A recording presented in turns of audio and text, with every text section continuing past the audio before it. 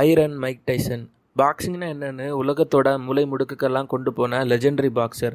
இன்னைக்கு நடந்து முடிஞ்சது ஜஸ்ட் ஒரு பாக்ஸிங் மேட்ச் கிடையாது, இது ஒரு வரலாற்று பதிவு. இன்னைக்கு நடந்தது மைக் டைசனோட அழிக்க முடியாத ஸ்பிரிட்டோட அடையாளமாக தான் இருந்துச்சு. உலகத்தோட எல்லா இடங்கள்ல இருக்கிற ஃபேன்ஸும் மேட்சை லைவா பார்க்கறதுக்காக டியூன் இன் பண்ணியிருந்தாங்க. பலரோட மனசுலையும் ஒரு சின்ன பார்ட் லெஜெண்டான மைக் டைசன் ஜேக் பாலை வாயிலேயே போட்டு எப்படியாவது நாக் அவுட் பண்ணி தோக்கடிச்சிட மாட்டாரா அப்படின்னு ஏங்கிட்டு தான் இருந்துச்சு.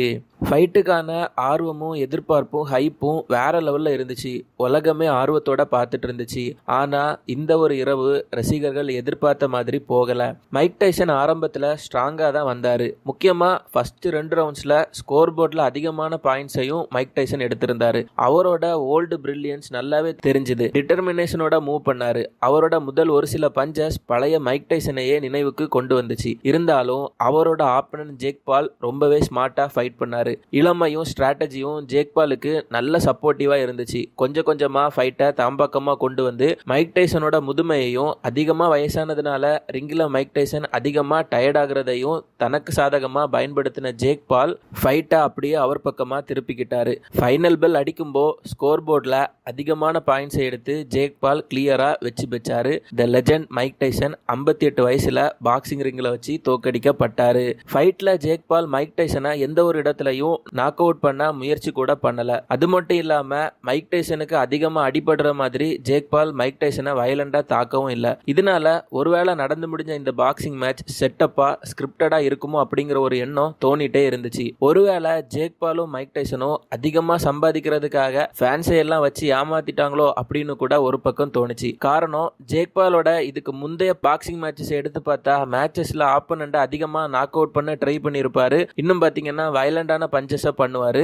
ஆனா மைக் டைசன் அவர் பலமா தாக்க முயற்சி கூட பண்ணல. என்னதான் இருந்தாலும் நடந்து முடிஞ்சது ஸ்கிரிப்டடான ஃபைட்டா, ஃபேக்கான ஃபைட்டா, இல்ல 100% ரியலான ஃபைட்டா அப்படிங்கிறது நமக்கு தெரியாது. ஸோ கண்ணை மூடிட்டு இந்த ஃபைட்டை ஃபேக் அப்படின்னு சொல்றதும் சரியா வராது. என்னதான் இருந்தாலும் மைக் டைசன் தான். முட்டு கொடுக்கறதா ப்ளீஸ் நினைக்க வேண்டாம். 58 வயசுல ரிங்கில் ஏறுறதுக்கே ஒரு பெரிய தைரியம் வேணும். இந்த தைரியமே மைக் டைசன் யாரு அப்படின்னு சொல்றதுக்கு போதுமானது. ஃபைட்டோட இறுதியில ஜேக் பால் மைக் டைசனுக்கு அதிகமான மரியாதையை கொடுத்திருப்பாரு. மைக் டைசனும் ஜேக் பாலுக்கு ஹேண்ட் ஷேக் எல்லாம் கொடுத்து அவங்க 2 பேருக்குள்ள இனிமே எந்த ஒரு பகையும் இல்லை அப்படிங்கிறத காமிச்சிருப்பாரு. ஜேக் பால் மட்டும் இப்படி பண்ணி மைக் டைசனுக்கு ரெஸ்பெக்ட் கொடுக்கல அப்படின்னா 58 வயசு மைக் டைசனை தோக்கடிச்சிட்டு இனிமே நான் தாண்டா பாக்ஸிங்ல எல்லாம் அப்படின்னு சீன் போடுறான்னு ஜேக் பாலை சோசியல் மீடியால வச்சு செஞ்சிருப்பாங்க. ஸோ அதனால அந்த ஒரு மரியாதை அவர் கொடுத்தது அவரை அதுல இருந்து காப்பாத்துச்சு. ஃபைனலா மைக் டைசன் கிட்ட இதுதான் உங்களோட கடைசி ஃபைட்டா, இனிமே ஃபைட் பண்ணுவீங்களா அப்படின்னு கேட்டாங்க. அதுக்கு மைக் டைசன் சொன்ன பதில் தான் ரொம்பவே ஆச்சரியமா இருந்துச்சு. மைக் டைசன் பதிலுக்கு மேபி அவன் பிரதரை ஃபைட் பண்ணுவேன் அப்படின்னு லோகன் பாலை காமிச்சாரு. இது கண்டிப்பா ஏற்புடையதா இல்ல. காரணம், இந்த ஃபைட்டு ரொம்பவே ஸ்லோவா, அந்த அளவு இன்ட்ரெஸ்டிங் இல்லாம ரொம்பவே லேகா தான் இருந்துச்சு. இனிமே லோகன் பாலை ஃபைட் பண்ணாலும் அது பாக்குறதுக்கு